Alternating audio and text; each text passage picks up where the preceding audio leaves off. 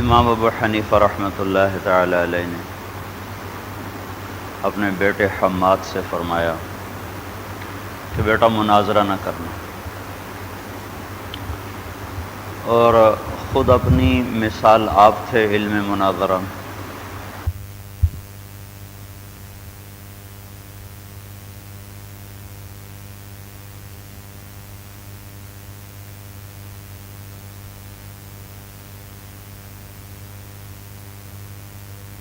مناظرے کرتے رہے تو ارشاد فرمایا کہ ہمارے اور تمہارے درمیان فرق ہے، تم اپنے مقابل کو زیر کرنے کے لیے کرتے تھے اور ہم تلاش حق میں کرتے تھے۔ کبھی خیال بھی نہ آیا کہ ہمارا مناظر، کبھی اس کا خیال بھی نہ آیا کہ ہمارا مناظر وہ نیچا ہو جائے، ہم اونچے ہو جائیں، اور ہمیشہ یہ دعا ہوتی تھی کہ یا اللہ اس کو حق سجھا، اس کو حق سجھا، اور تم اس لیے کرتے ہو کہ اگلے کو نیچا کرنا ہے، زیر کرنا ہے۔ اس بات کو آج کوئی 1350 برس گزر چکے ہیں اور زمانہ اتنا آگے نکل آیا ہے کہ پیچھے نظر بھی کچھ نہیں آتا۔ تو آج کے دور کا جو مناظرہ ہے وہ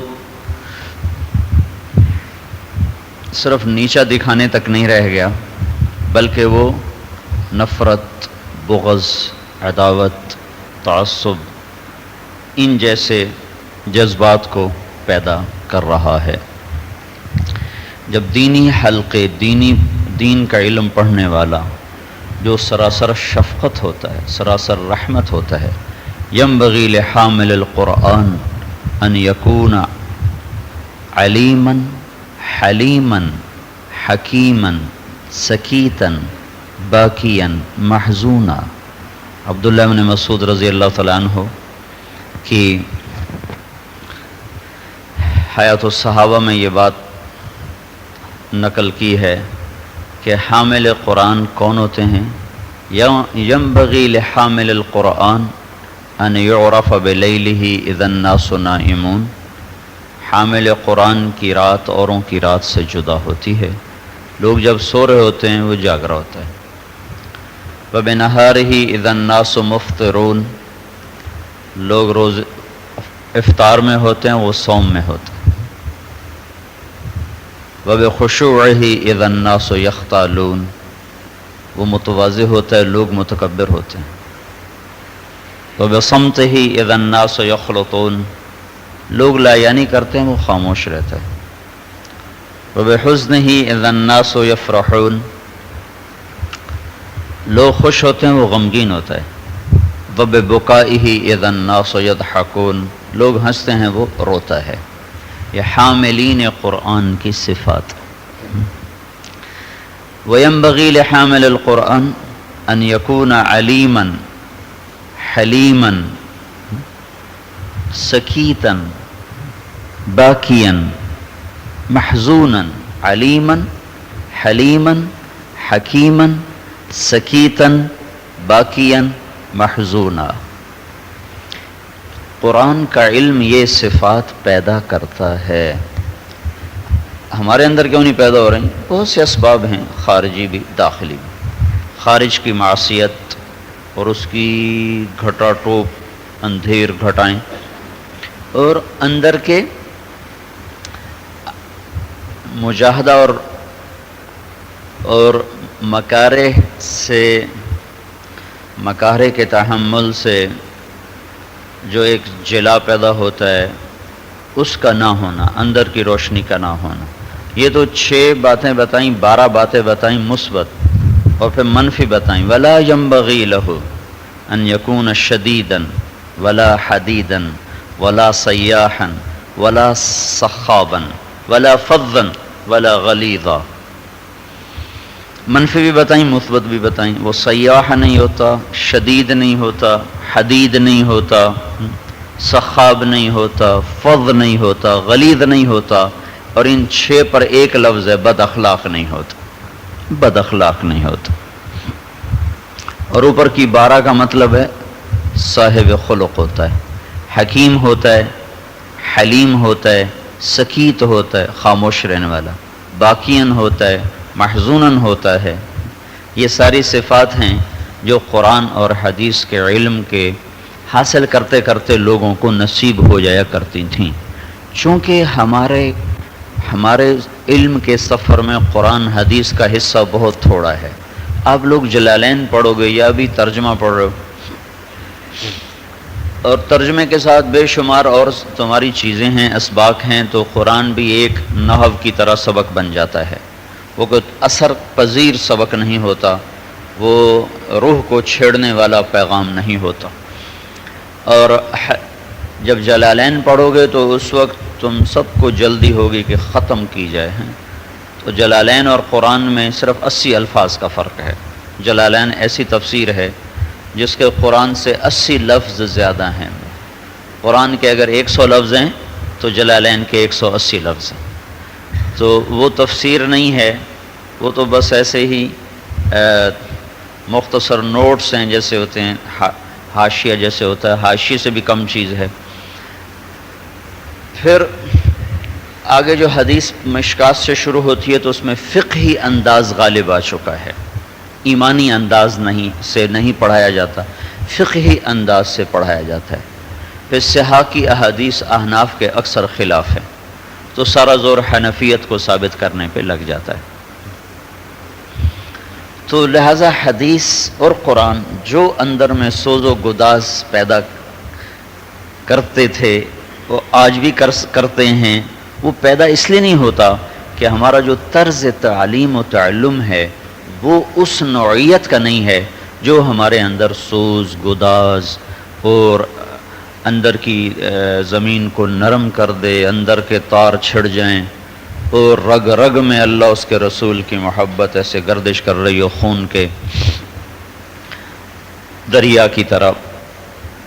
فقہی مناظرانہ انداز ہوتا ہے، اور خالص فقہی مباحث اور خالص مناظرانہ انداز طبیعت میں ایک خشونت پیدا کر دیتا، جس کا اظہار پچھلے دنوں میں آپ لوگوں سے میری بات کے رد عمل میں ہوتا رہا کہ آپ لوگوں کے لاشعور میں وہ نفرت بھری ہوئی ہے اور وہ تعصب بھرا ہوا ہے، جس کو اگر نشتر نہ لگتا تو شاید پتہ نہیں اب بھی نکلے کہ نہیں نکلا، وہ تو اللہ ہی جانتا ہے. لیکن میں نے کوشش کی ہے کہ وہ نکل جائے. وہ خشونت، وہ رعونت، وہ ریبوست، یہ اندر کے وہ چیزیں ہیں جو مزاج علم کے سراسر خلاف ہیں. ڈاکٹر کا مریض سے نفرت کرنا یہ اس کے پیشے کے خلاف ہے. تو ایک صحیح علم والے اہل حق کا اہل باطل سے نفرت کرنا یہ ایسے ہی ہے جیسے ڈاکٹر کا مریض سے نفرت کرنا یا دکاندار کا گاہک سے نفرت کرنا. کیسے دکان چلائے گا، کیسے وہ اپنا مطلب چلائے گا. تو اس لیے ایک جگہ کہیں نظر سے گزرا ہے کہ کفر سے نفرت کرو، کافر سے نہیں. اگر وہ مسلمان ہو جائے تو ہمارا بھائی ہے، اگر آج وہ صحیح کلمہ پڑھ لیتا ہے اور وہ صحیح مسلمان ہو جاتا ہے تو ہمارا بھائی ہو جاتا. ہماری ساری رنجشیں عداوتیں اس کے ساتھ ختم ہو جاتی.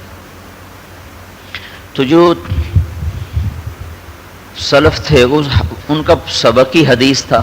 جب وہ پڑھتے تھے طلبہ تو حدیث ہی پڑھتے تھے. اب اس میں صرف بھی آ گئی، نحو بھی آ گئی، بلاغت بھی آ گئی، منطق بھی آ گئی، اور خشک فقہ وہ بھی آ گئی. تو ان ساری چیزوں، یہ سارے مضامین خشک مضامین. تو زمین کو اتنا پانی اگر نہ ملے جس سے وہ نرم ہو تو اس پہ پھینکا ہوا، اس پہ ڈالا ہوا بیج وہ بیکار چلا جاتا. تو اندر میں مثبت جذبہ ہونا، ساری دنیا کے کافروں کے لیے ہمدردی، ساری دنیا کے انسانوں کے لیے ہمدردی، ساری دنیا کے گمراہ انسانوں کے لیے شفقت، رحمت. یہ مزاج علم ہے، یہ مزاج علم ہے. چونکہ اب یہ مدارس میں یہ مزاج پیدا نہیں ہو رہا کہ کہ طرز بدل گیا. تبلیغ میں یہ مزاج پیدا ہو رہا ہے کہ اس سے لوگوں کے اندر ایک درد اٹھتا ہے، غم اٹھتا ہے، وہ لوگوں کے پیچھے پھرتے ہیں. ہمارے اندر نفرت اٹھتی ہے، ان کے اندر غم اٹھتا ہے، وہ غم لوگوں پہ اثر انداز ہو کر ان کو کھینچ کے لے آتا ہے. تو بھائی میرے عزیزو، ہماری یہ بہت بڑی مشکل ہے کہ جو اصل علم ہے اس کے لیے وقت بہت تھوڑا دیا جاتا ہے، اور اس کو بھی اس طرح سے لیا جاتا ہے کہ جو ایمانی جذبات و احساسات کو اجاگر کرنے والی چیزیں ہیں وہ نہیں سامنے لائی جاتی. اس میں بھی مناظرہ چلتا رہتا ہے، اور مزاج پھر اتنا. یہ ایک مولوی صاحب ہیں اس میں دارالعلوم جامعہ مدنیہ میں، وہ اہل حدیث کے خلاف انہوں نے بہت لکھا ہے.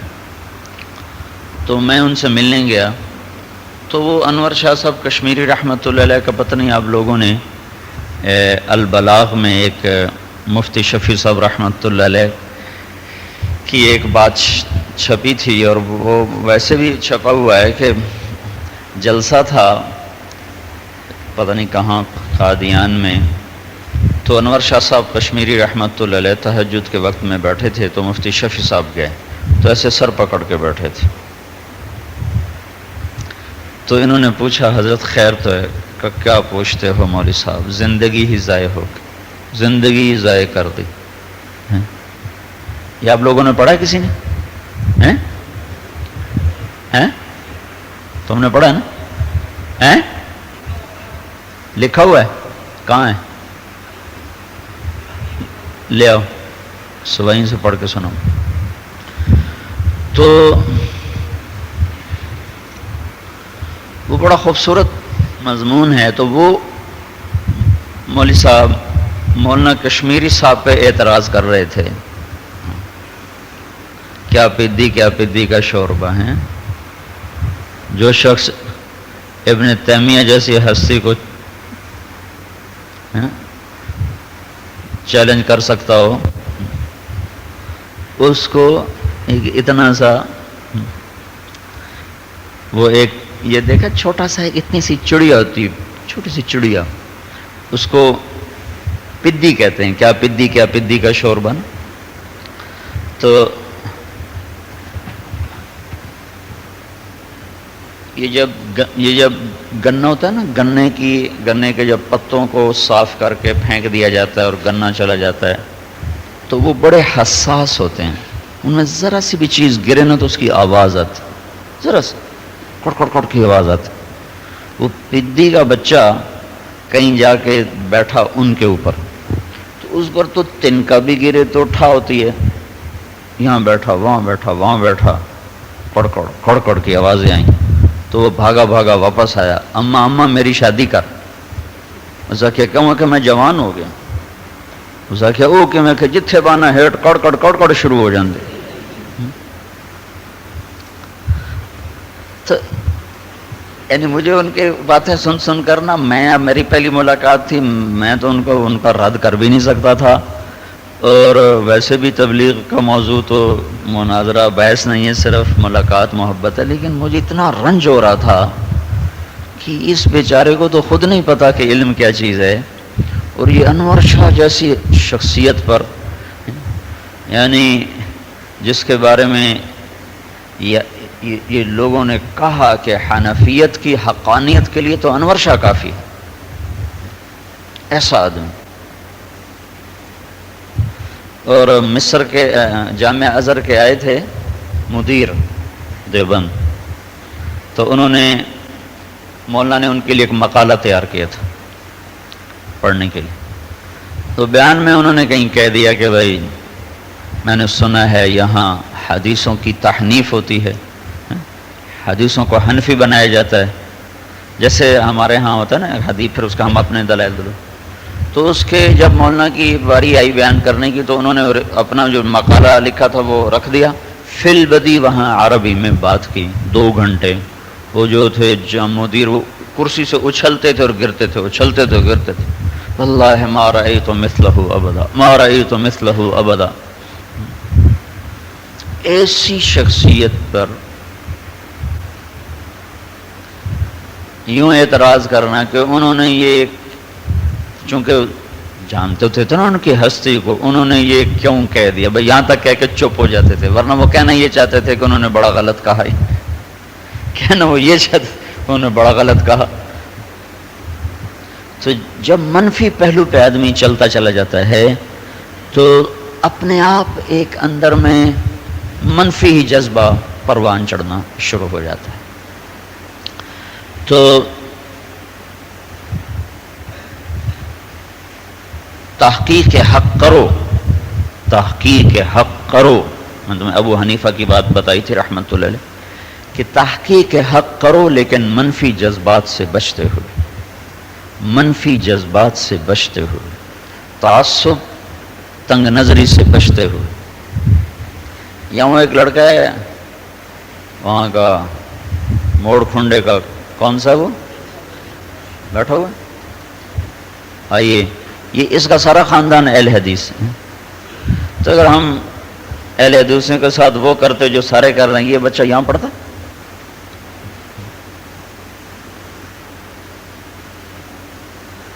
اور ایسے ہمارے حسنین میں کتنے لڑکے جو اہل حدیثوں کے ہیں وہ ہمارے پاس پڑھ رہے ہیں۔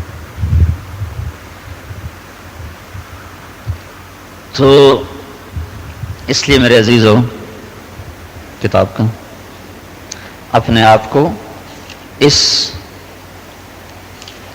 تعصب سے بچاؤ، تحقیق حق میں پوری محنت کے ساتھ۔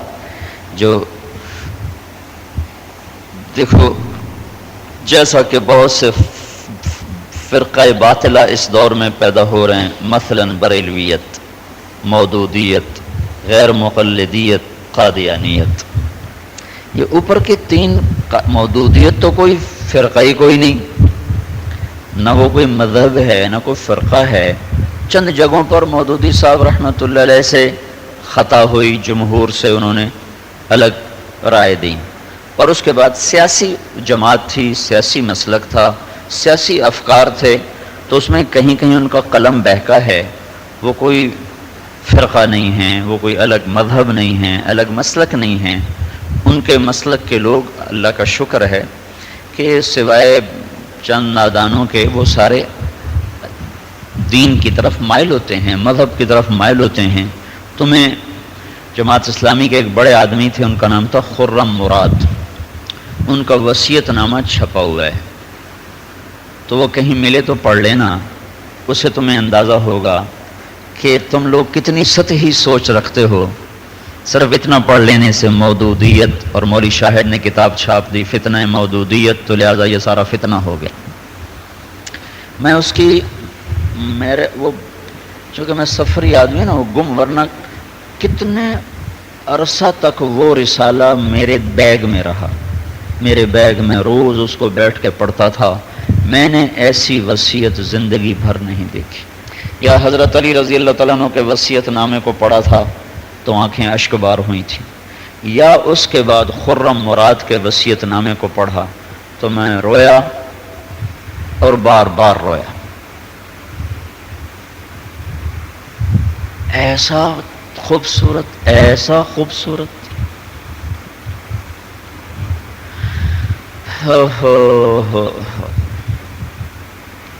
سنی سنائی پہ چلتے رہنا یہ عوام کا کام ہے، یہ تم لوگوں کا کام نہیں ہے۔ یقین مانو میں نے اس سے سیکھا، میں نے اس وصیت نامے سے سیکھا ہے، بہت کچھ سیکھا ہے۔ تو تحقیق حق میں چلو، اور اس حد تک نہ چلو کہ قادیانیت کی سطر کے ساتھ بریلویت کو بھی لکھ دو، اور مودودیت کو بھی لکھ دو، اور غیر مقلدیت کو بھی لکھ دو۔ یہ ظلم عظیم ہے اور تعصب عظیم ہے۔ تب انشاءاللہ ہم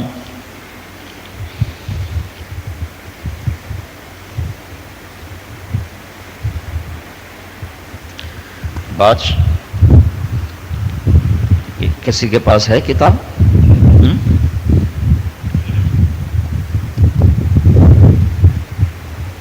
جی پڑھو۔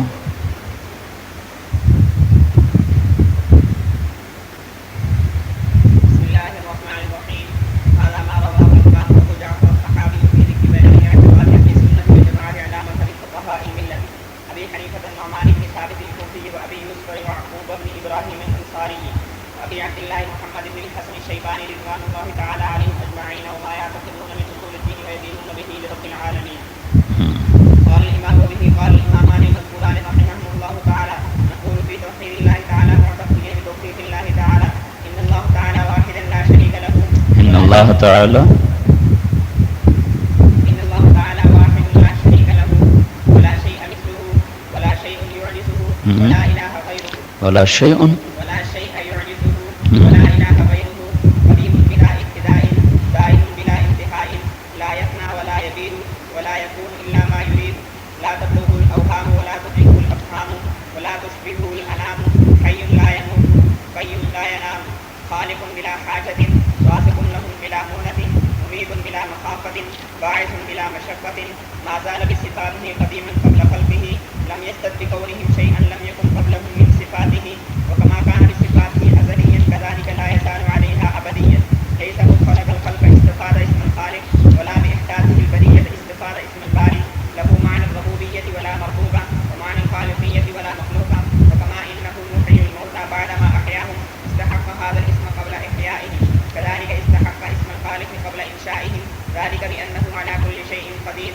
وكل شيء إليه فقير وكل أمر عليه يسير لا يحتاج إلى شيء ليس كمثله شيء وهو السميع البصير خلق الخلق بعلمه وقدر لهم أقدارا وضرب لهم آجالا لم يخف عليه شيء من أفعالهم قبل أن خلقهم وعلم ما هم عاملون قبل أن يخلقهم وأمرهم بطاعته ونهاهم عن معصيته وكل شيء يجري بقدرته ومشيئته تنفذ ولا مشيئة للعباد إلا ما شاء لهم فما شاء لهم كان وما لم يشاء لم يكن يهدي من يشاء ويعصم ويعافي من يشاء فضلا ويذل من يشاء ويفضل ويبتلي عدلا وهو متعال عن الأضداد والأنداد لا راد لقضائه ولا معقب لحكمه ولا غالب لأمره آمنا بذلك كله وأيقنا أن كله من عنده. ما شاء اللہ. بیٹھو.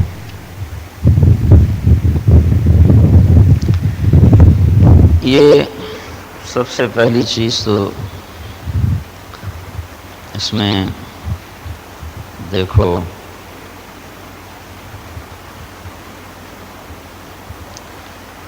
جو حسن تعبیر ہے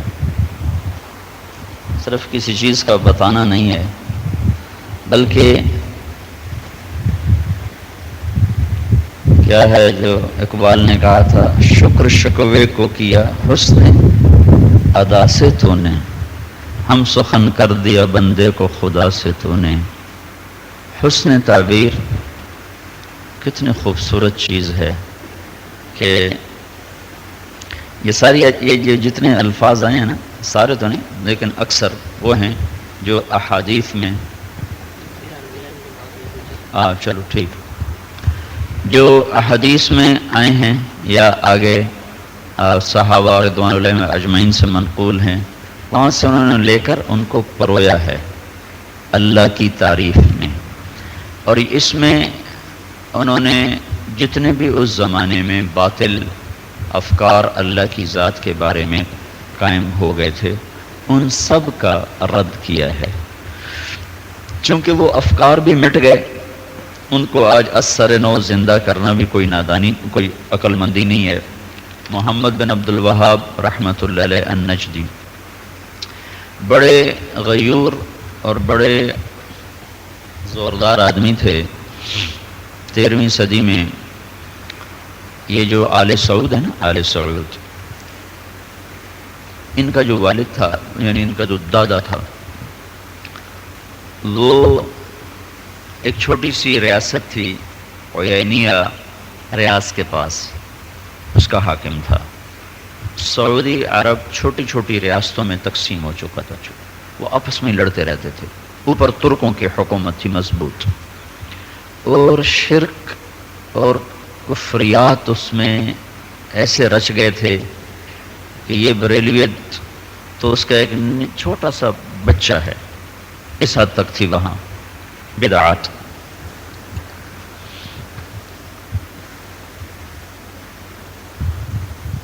تو اس شخص نے سب سے پہلے توحید کو موضوع بنایا اور اس کا ساتھ دیا حکمرانوں میں سے ان کے دادا نے، سعود نے۔ ترک بھی چونکہ بہت ہی بدعات کا شکار تھے، تو انہوں نے پھر ان کی ریاست کو آ کر نا بالکل ختم کر دیا تھا، حملہ کیا، وہ پھر الگ تاریخ ہو جاتی ہے۔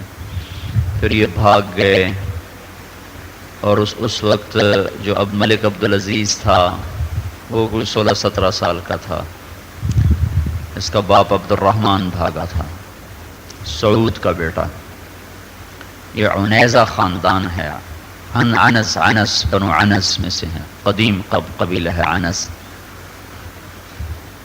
پھر یہ 1902 میں 20 برس کی عمر میں ملک عبدالعزیز نے ریاض پہ قبضہ کیا، 40 آدمیوں کے ساتھ، صرف 40 آدمیوں کے ساتھ۔ اور 1923 میں آ کر اس نے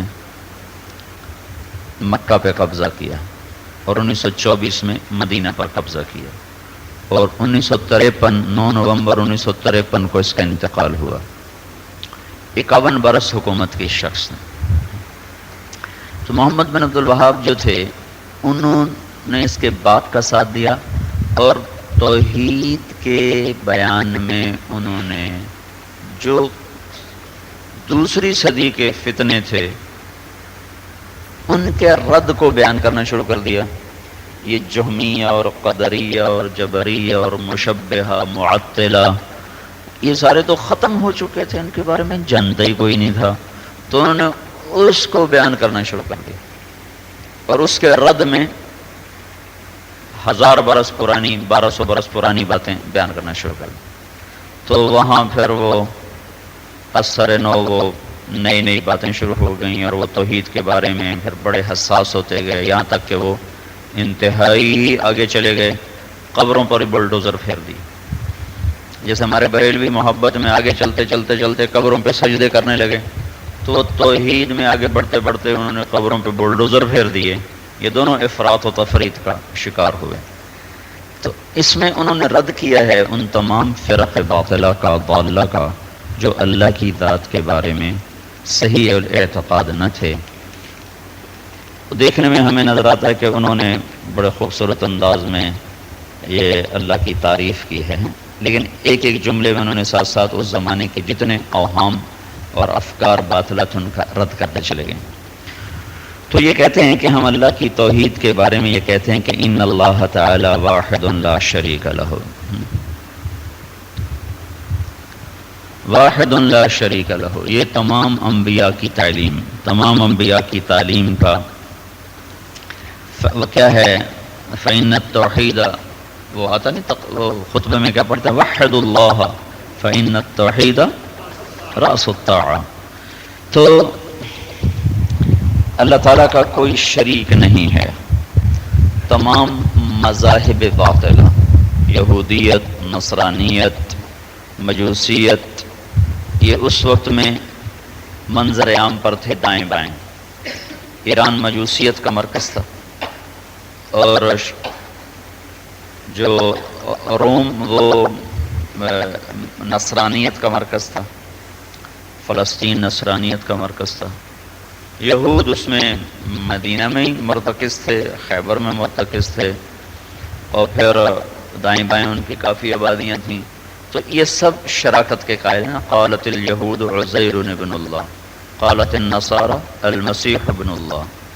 اور مجوس کہتے تھے کہ خالق الخیر و شر الگ الگ ہیں، خالق الخیر یزداں ہے اور خالق الشر اہرمن ہے، وہ دو خداؤں کا تصور رکھتے تھے۔ سمندر پار کر جاؤ تو یہاں خدا ہی خدا تھے، ہندوستان میں تو خدا ہی خدا تھے۔ کوئی 36,000 دیوتا انہوں نے بنائے ہوئے تھے۔ تو بھائی اس کو تھوڑا سا بیدار شاباش، آنکھیں کھول کے پڑھو، تو جاگتے سمجھ میں نہیں آتا تو سو کے کیا سمجھے۔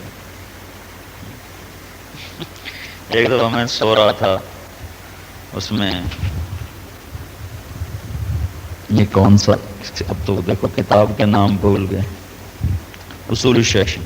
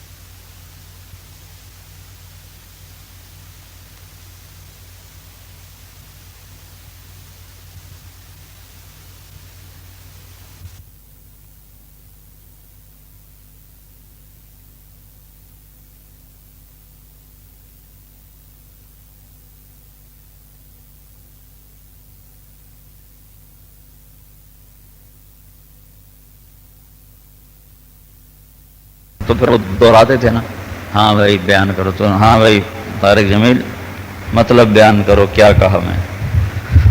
اب مجھے پہلے سے یاد ہوتی تھی، وہ تو میں اپنی ذوق سے یاد کرتا رہتا تھا.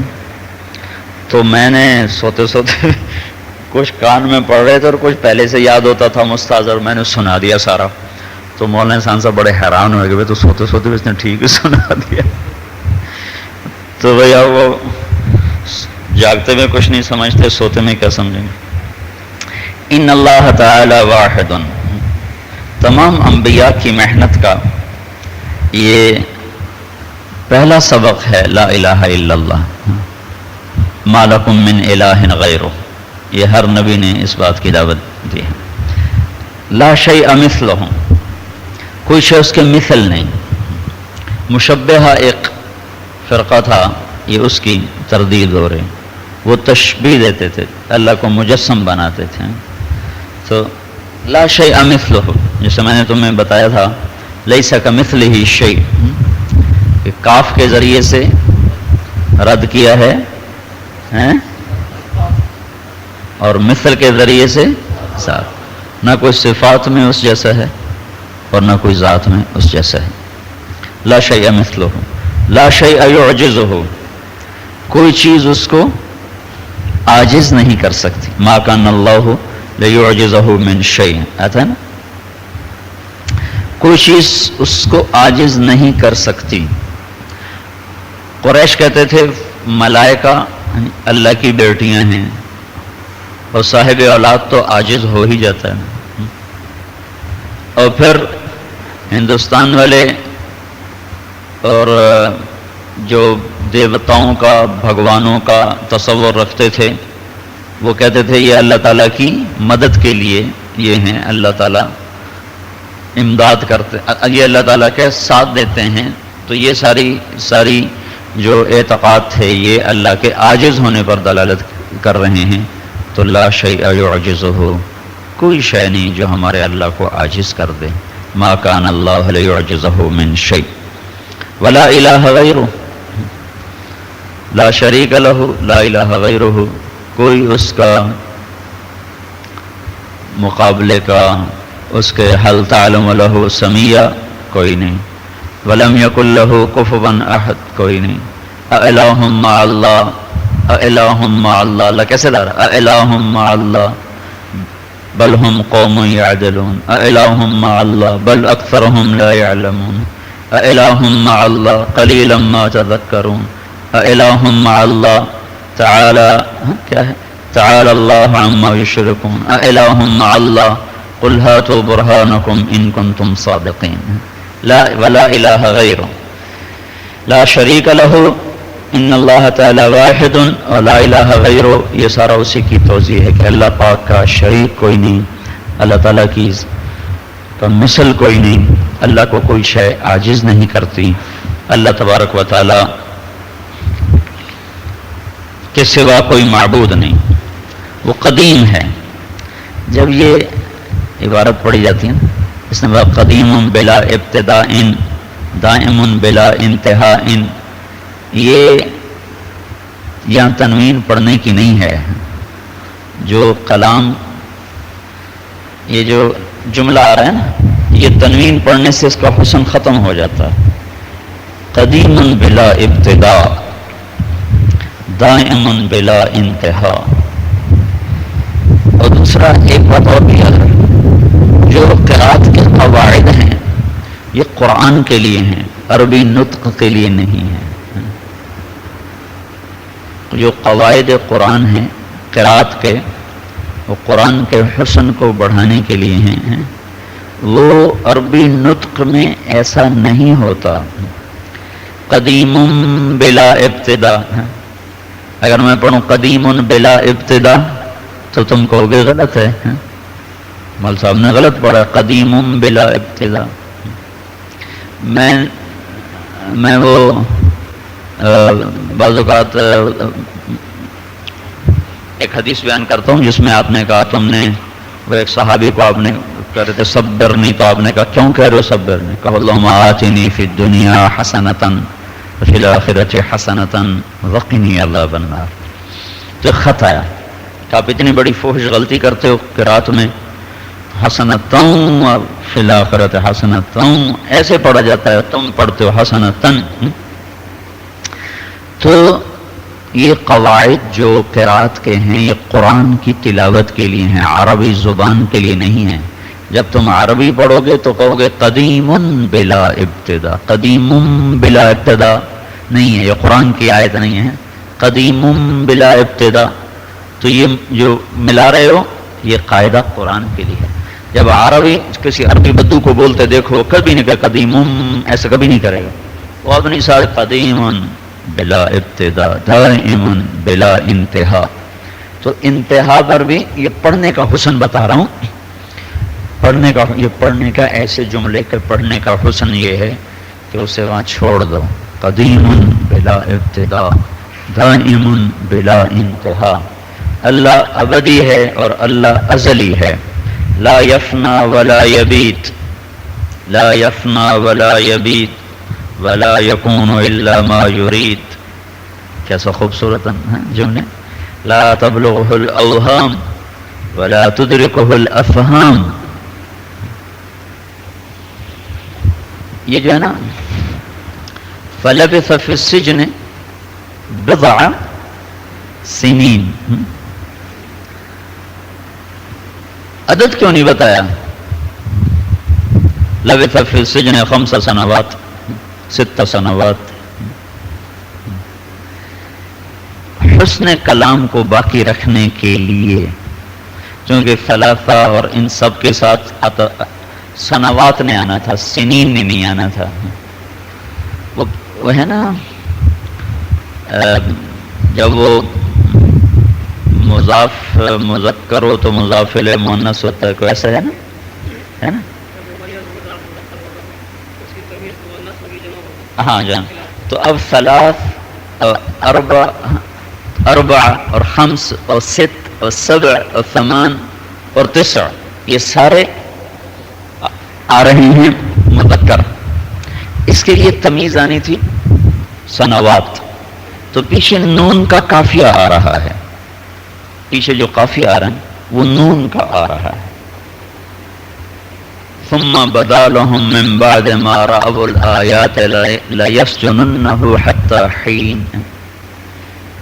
کیا الا تصرف عني كيدهن أصب إليهن وأكن من الجاهلين.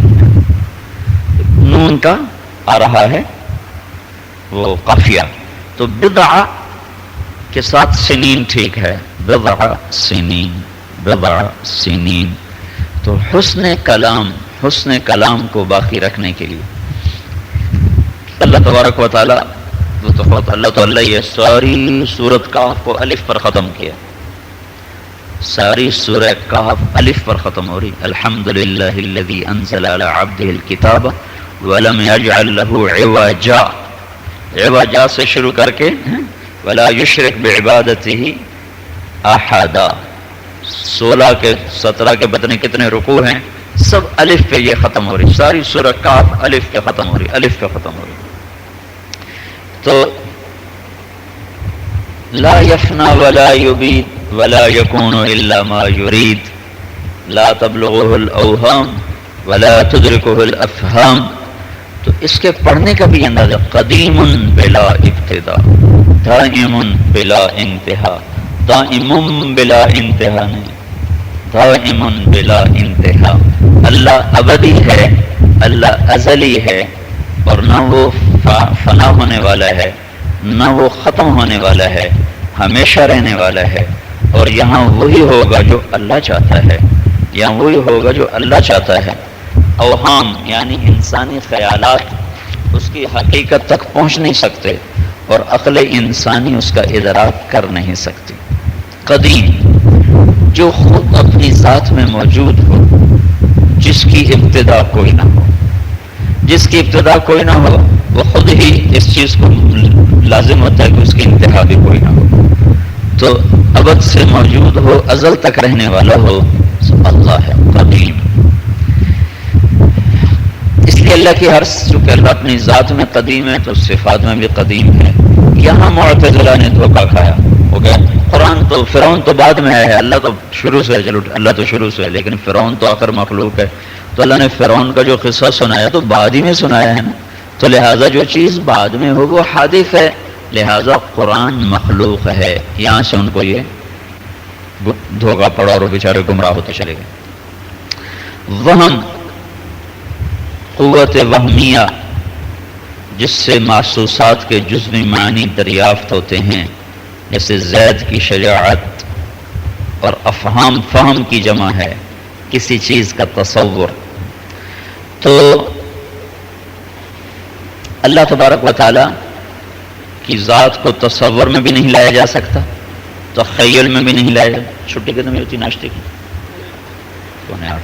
تصور تخیل میں بھی نہیں آ سکتا، فنا سے بھی پاک ہے، ہلاکت سے بھی پاک ہے، ابدی ہے، ازلی ہے، ہر چیز میں وہ بے مثل بے مثال ہے۔ آگے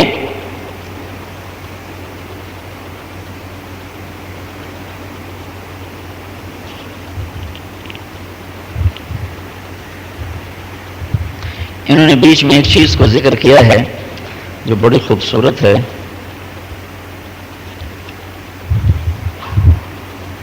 لا یکون الا ما یرید کے وضاحت میں بہت سے یہ غلط فہمی پائی جاتی ہے کہ جب اللہ تعالیٰ ہی نے ہمارے مقدر میں چوری لکھی تھی تو پھر ہمارا اس میں کیا قصور ہے؟ اللہ نے زنا لکھا تھا تو ہمارا کیا قصور؟ تو انہوں نے ایک فرق بتا، ایک خلق ہے، ایک کسب ہے۔ اللہ خالق ہے، بندہ کاسب ہے۔ خلق اور کسب، اللہ تعالیٰ نے میرے اندر علم کے حصول کی صفت کو پیدا کیا، یہ اس کی صفت خلق ہے کہ اس نے میرے اندر علوم کو لینے کا ظرف بنایا، دیکھنے کا آلہ دیا، سننے کا آلہ دیا، بولنے کا آلہ دیا۔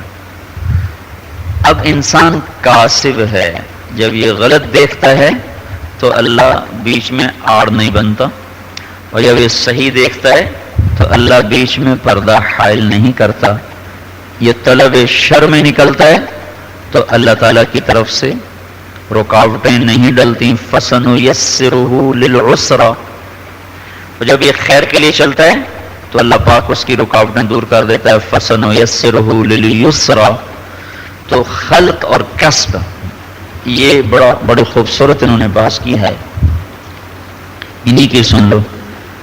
افعال عباد کی دو قسمیں ہیں، اضطراریہ، وہ افعال جو بندے سے بغیر ارادہ کے صادر ہوتے ہیں، جیسے راشا، جو سر میں درد ہے، میرے اکثر رہتا ہے، میں خود تو نہیں، یہ غیر اختیاری ہے، سر میں درد کا پیدا ہونا۔ یہ اس طرح کے افعال صرف اللہ کی مخلوق ہیں، ان میں بندہ کی قدرت اور اختیار کو کوئی دخل نہیں۔ سمجھ میں آئی بات؟ دوسرے افعال اختیاری ہیں جو بندہ کے اختیار اور ارادے سے ہوتے ہیں، جیسے ایمان ہے، کفر ہے، طاعت ہے، معصیت ہے، یہ محل اختلاف ہے، یہ محل اختلاف ہے۔ اہل سنت والجماعت کے نزدیک بندوں کے افعال اختیاریہ بندے اور اللہ دونوں کی قدرت سے وجود میں آتے ہیں۔ قدریہ کہتے تھے صرف بندہ ہی کرتا ہے، جبریہ کہتے تھے صرف اللہ ہی کرتا ہے۔ صحیح بات کیا ہے؟ اہل سنت والجماعت کے نزدیک بندوں کے افعال اختیاریہ، معصیت و طاعت، اللہ کی قدرت۔ دیکھو ایک تمہیں اور اپنے ذوق کی چیز بتاتا ہوں، اس پر تمہیں مجبور نہیں کرتا ہوں، اللہ کو صرف اللہ ہی کہا کرو، خدا نہ کہا کرو۔ یہ خدا تعالیٰ لکھا ہوا ہے تو اس پر مجھے یہ بات آئی، چونکہ ہمارے تمام بڑے بڑے اکابر نے خدا کا لفظ استعمال کیا ہے، تو میں اس کو نفی اس طرز پہ نہیں کر رہا ہوں کہ یہ غلط ہے، حاشا وکلا۔ تو میں اس عنوان سے کہہ رہا ہوں کہ اللہ صرف اللہ ہی میں بیان ہو سکتا ہے، اور کسی بھی لفظ میں بیان نہیں ہو سکتا۔ اللہ، میں ایک مثال بھی دیا کرتا ہوں نا کہ لفظ حرف ہٹاؤ، سنا ہے نا میرے بیانوں میں، سنا ہے نا؟ یہ علامہ بروسی ہیں، اسماعیل بروسوی، ان کی تفسیر ہے روح البیان۔ روح البیان ویسے تو ہے ساری تصوف کی، کسی تصوف والے کو کوئی مواد چاہیے تو اس میں بہت ہے، وہ بڑی الٹی سی۔ یہ جو حضرت تھانوی کے مسائل سلوک بین القرآن کسی نے دیکھا ہے؟ مسائل سلوک یہ سارے وہیں سے بھی انہی کا ترجمہ کر کے لکھا ہو، سارے مسائل سلوک بروسوی سے لے کر وہاں نقل کیے ہوئے۔ تو ویسے بطور تفسیر کوئی وہ اتنی اعلیٰ تفسیر نہیں ہے اور تفاسیر کے مقابلے میں، لیکن مسائل تصوف اس میں کافی وہ استدلال فرماتے رہتے ہیں۔ اور حضرت تھانوی رحمۃ اللہ علیہ نے مسائل سلوک وہیں سے نقل کر دی۔ انہوں نے یہ ایک خوبصورت بات، ایسی ان کی باتیں بڑی خوبصورت کافی جگہ مل جاتی ہیں، اور کہیں وہ فارسی میں شروع ہو جاتے ہیں، عربی میں لکھتے لکھتے لکھتے فارسی میں شروع، اصل فارسی ہیں تو فارسی شروع کر دیتے۔ تو انہوں نے یہ نقطہ بیان کیا ہے کہ اللہ کا الف ہٹا دو پھر بھی اللہ، لام ہٹا دو پھر بھی اللہ، آخری لام ہٹاؤ پھر بھی اللہ، سارے کچھ ہٹا دو صرف آواز پہ رکھو پھر بھی اللہ، باقی اور جتنے بھی تم اس اللہ کی ذات کی تعبیر کے لیے لفظ لاؤ گے وہ ایسے نہیں۔ پھر جب اللہ خود اپنے لیے اللہ ہی استعمال کرتا، وہ سارے نبیوں نے اللہ ہی استعمال کیا، تو لفظ خدا کہنا ناجائز نہیں کہہ رہا ہوں میں، تو میں اپنا ذوق بتا رہا ہوں۔ اللہ کو اللہ کہا کرو، خدا نہ کہا کرو، اللہ اللہ ہی ہے۔ حضرت جی رحمۃ اللہ علیہ بڑا قرات کے ساتھ کہا کرتے تھے خدائی پاک۔ تو اہل سنت والجماعت کے نزدیک بندوں کے افعال اختیاریہ بندے اور اللہ تعالیٰ دونوں کی قدرت سے وجود میں آتے ہیں۔ بندے کی قدرت کا تعلق کسب سے ہے اور اللہ تعالیٰ کی قدرت کا تعلق خلق سے ہے۔ خلق اللہ تعالیٰ کا فعل ہے اور وہ بندے کے اندر عمل کی قدرت پیدا کرنے کا نام ہے۔ کسب بندے کا فعل ہے، یعنی اللہ کی دی ہوئی قدرت کو استعمال کرنا۔ جب بندہ اللہ کی دی ہوئی اس طاقت کو استعمال کرتا ہے جو اس کے اندر قدرت اللہ نے رکھی ہے، وہ حادث ہے، تو اللہ اپنی قدرت قدیمہ سے عمل کو موجود فرما دیتے ہیں، اور کسی چیز کو موجود کرنے اور پیدا کرنے کے لیے اس چیز کے تفصیلی احوال کا جاننا ضروری ہے، اور یہ صفت صرف اللہ کی ذات میں موجود ہے، بندہ میں یہ صفت نہیں پائی جاتی۔ اس لیے اللہ تعالی خالق افعال ہے اور بندہ کاسب افعال ہے۔ چونکہ بندے میں قدرت و اختیار باقی ہے، اس لیے اس کو افعال کا مکلف بنانا صحیح ہے، اور جب بندہ اچھے برے عمل کا کاسب ہے، مدح و ذم، ثواب و عقاب کا مستحق بھی ٹھہرانا درست ہے۔ یہ انہوں نے وہ تمام فرقے جو باطلہ تھے، قدریہ کہتے تھے جو کچھ کرتا ہے بندہ ہی کرتا ہے، جبریہ کہتے تھے جو کچھ کرتا ہے اللہ ہی کرتا ہے، یہ آج بھی اس ذہن کے لوگ موجود ہیں۔ وہ بطور فرقہ نہیں رہے، بطور جماعت نہیں، لیکن موجود ہیں۔ میرا چھوٹے بھائی کا ذہن شروع میں یہی تھا کہ آدمی خود ہی کرتا ہے جو کرتا ہے، تو بہت اللہ نے فضل فرمایا اور وہ آہستہ آہستہ پلٹا ہے۔ آدمی جو کرتا ہے خود ہی کرتا، اپنی محنت ہے جو کر لے۔ ایک دفعہ ہم ڈیرے میں بیٹھے تھے تو ہماری اس پہ بحث چھڑ گئی۔ میں زیادہ بحث کرتا نہیں تھا، کبھی بھی میں اپنے عزیز اقارب سے بحث نہیں کرتا ہوں، چپ۔ یاد رکھنا، رشتہ دار، عزیز اقارب، ان میں دعوت خدمت ہے، نہ کہ تقریر و بیان۔ رشتہ دار، عزیز اقارب، ماں باپ، بہن بھائی، ان میں تبلیغ تمہاری تقریر نہیں ہے، ان میں تبلیغ تمہارا حسن اخلاق ہے۔ کیونکہ مجمع میں تو آئے اور بیان کر کے چلے گئے، وہ تو ٹھیک ہے، لیکن جہاں رہنا ہے وہ صرف بیان تو نہیں سنتے نا، وہ تو سنتے بھی کوئی نہیں ہے. تمہارے اخلاق، صرف یہ نہیں کہ تمہارے بیان سے اگلا متاثر ہو جائے. الفاظ کا کھیل اب ویسا طاقتور نہیں رہا، سائنس نے مزاج بدل دیے ہیں. تو اپنے عزیز و اقارب میں نا رشتہ دار، بس خدمت سے دل جیتنا، کبھی اپنی تقریر اور بیان اور دلائل کے چکر میں نہ پڑنا.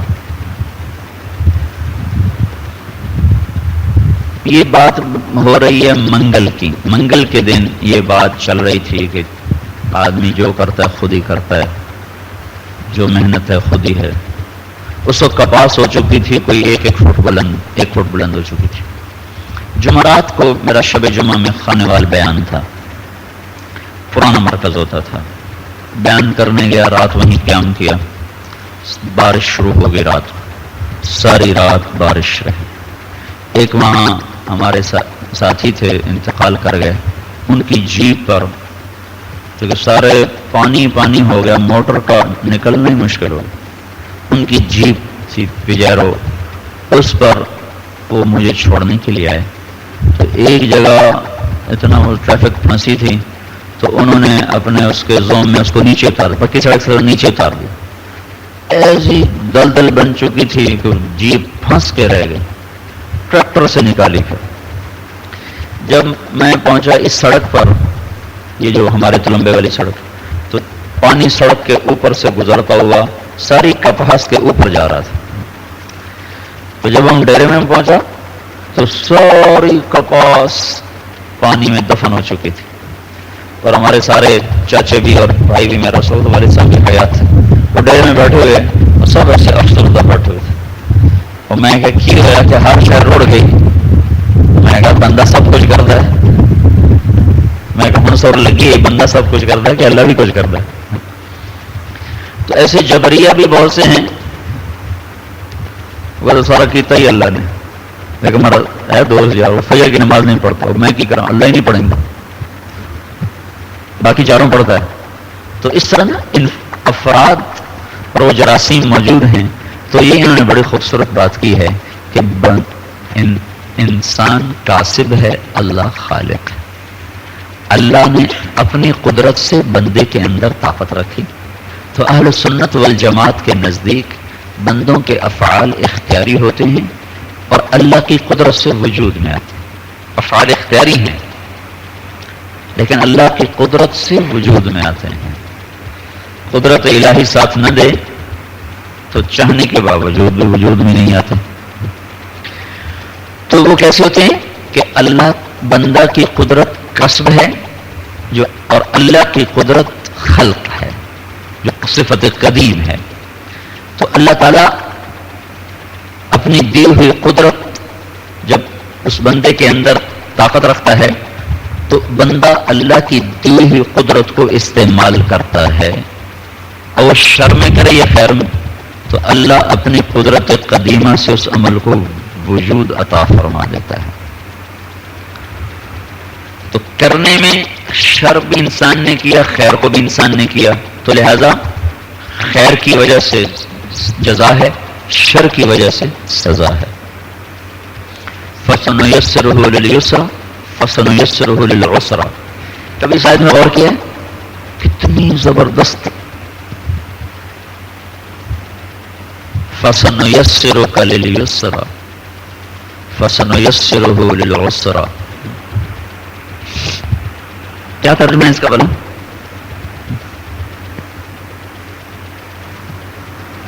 اچھا چلو چھوڑو. اللہ تعالی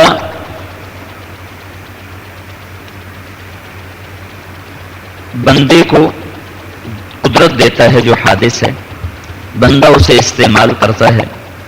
اللہ اپنے قدرت قدیمہ سے عمل کو وجود عطا فرماتا. میں اپنے گاؤں سے چلنے کے ارادہ سے میں جا کر طلبہ کے ساتھ بیٹھ کر کچھ علمی مذاکرہ کروں، یہ میرا ارادہ، یہ کسب ہوا. اللہ نے گاڑی کو، راستے کو، فضا کو ہموار کیا، رکاوٹوں کو دور کیا، یہاں تک پہنچایا. یہ اللہ کی اس قدرت قدیمہ سے وجود میں آیا ہے. تو لہذا یہ دونوں چیزیں مل کر صحیح عقیدہ بنتی ہیں. تو جبریہ کی بھی نفی ہوگی اور قدریہ کی بھی اس میں نفی ہوگی. اللہ تعالیٰ کی صفت قدیمہ سے چیز وجود میں آتی ہے، بندہ اس میں کاسب ہے، جو اللہ نے اس کے طاقت شہوت کی طاقت رکھی، زنا بھی کرے گا تو اللہ تعالیٰ رکاوٹ نہیں ڈالے گا، اور نکاح کرے گا تو اللہ تعالیٰ رکاوٹ نہیں ڈالے گا. دونوں کے لیے عمل وجود میں آئے گا، اس کا کسب ہوگا، اوپر والے کی قدرت ہوگی.